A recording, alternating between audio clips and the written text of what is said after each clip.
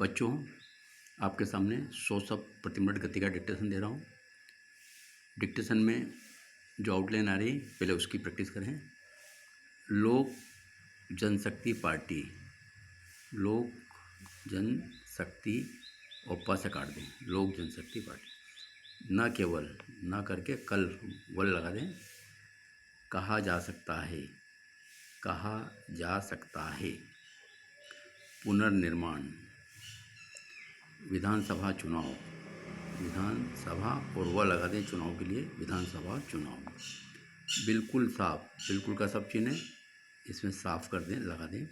साफ कर दिया है कि, साफ कर दिया है कि कुछ लोगों ने प्रतिकूल निर्णय लिया। प्रति को आधा करें, कुल निर्णय लिया। चुनाव परिणाम, चुनाव और र न लगा दे परिणाम। बुरी तरह से, बुरी डबल करें, पूरी तरह से।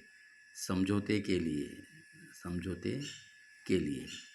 इस कदर से, क को डबल करें, सर्कल सा लगा दें। इस कदर से।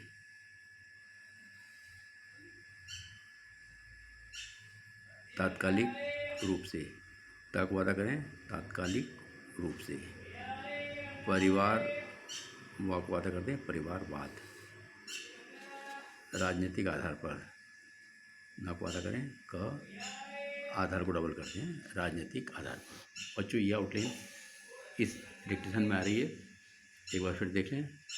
लोक जनशक्ति पार्टी न केवल कहा जा सकता है पुनर्निर्माण, विधानसभा चुनाव। बिल्कुल साफ, साफ कर दिया है कि कुछ लोगों ने प्रतिकूल निर्णय, चुनाव परिणाम। बुरी तरह से, समझौते के लिए। इस कदर से, तात्कालिक रूप से। परिवारवाद, राजनीतिक आधार पर। अब आप 100 शब्द प्रति मिनट गति का डिक्टेशन लिखें।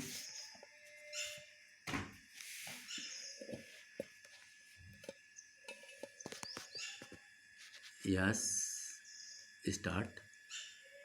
लोक जनशक्ति पार्टी में दिख रही फूट न केवल इस पार्टी बल्कि भारतीय राजनीति का ऐसा पहलू है जो दुखद भी है और विचारणीय है। इस फूट को बगावत भी कहा जा सकता है और एक पार्टी का पुनर्निर्माण भी। कोई आश्चर्य की बात नहीं। अब राजनीति में जितने भी निर्माण या पुनर्निर्माण होते हैं वे ज़्यादातर सत्तामुखी ही होते हैं। बिहार में विगत विधानसभा चुनाव में लोक जनशक्ति पार्टी की बुरी हार के बाद विरोध के स्वर स्वाभाविक थे।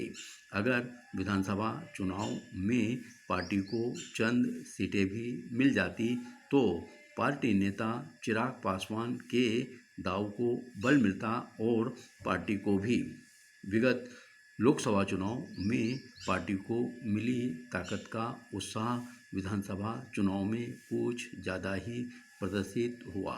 चुनावी विश्लेषण करने वालों ने पहले ही बता दिया था कि लोकसभा में मिली जीत गठबंधन का नतीजा थी, जबकि विधानसभा में मिली हार गठबंधन छोड़ने का नतीजा।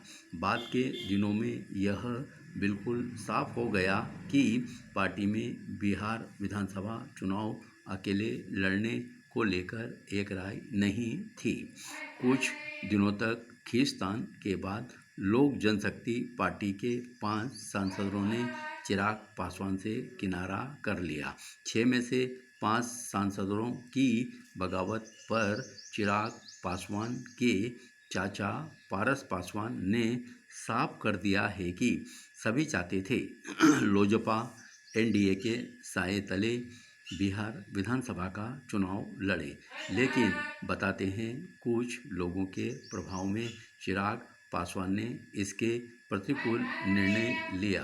पूरे मन से चुनाव न लड़ने या गठबंधन छोड़कर चुनाव लड़ने का नतीजा चुनाव परिणाम के समय तो सामने आया ही था, अब और बुरी तरह से प्रकट हुआ।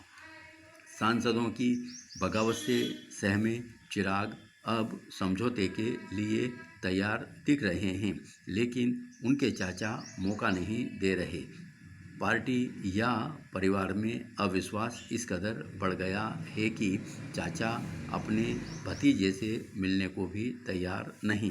संकेत साफ है, पार्टी में बगावत का पानी सिर से ऊपर बह रहा है।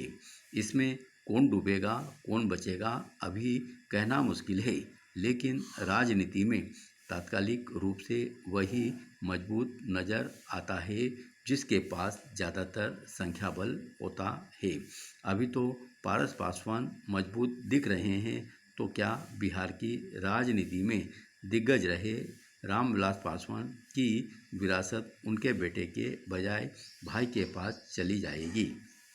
भारतीय राजनीति में नैतिकता के पैमाने पर सोचे तो कोई भी राजनीति ने परिवारवाद को खारिज ही करेगा, लेकिन वास्तव में परिवारवाद भारतीय राजनीति का एक महत्वपूर्ण पहलू है। उसे नकारा नहीं जा सकता। जहाँ तक आम सजग भारतीयों की बात है, उन्हें हमेशा युवाओं और अच्छे नेताओं की तलाश रही है।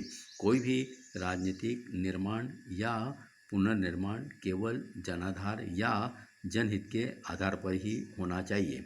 अच्छा नेता या नेतृत्व वही होता है जो जनमानस को समझते हुए अनुकूल निर्णय लेता है।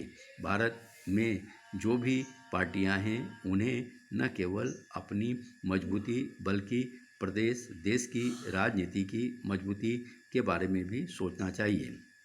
राजनीति का साफ सुथरा और आदर्श होना जरूरी है। जो भी दल सक्रिय हों वे जनसेवा को समर्पित हों। साथ ही इन दलों को अपने अपने गठबंधन या मोर्चे या अपने राजनीतिक आधार का भी सही और तार्किक पता होना चाहिए। धन्यवाद।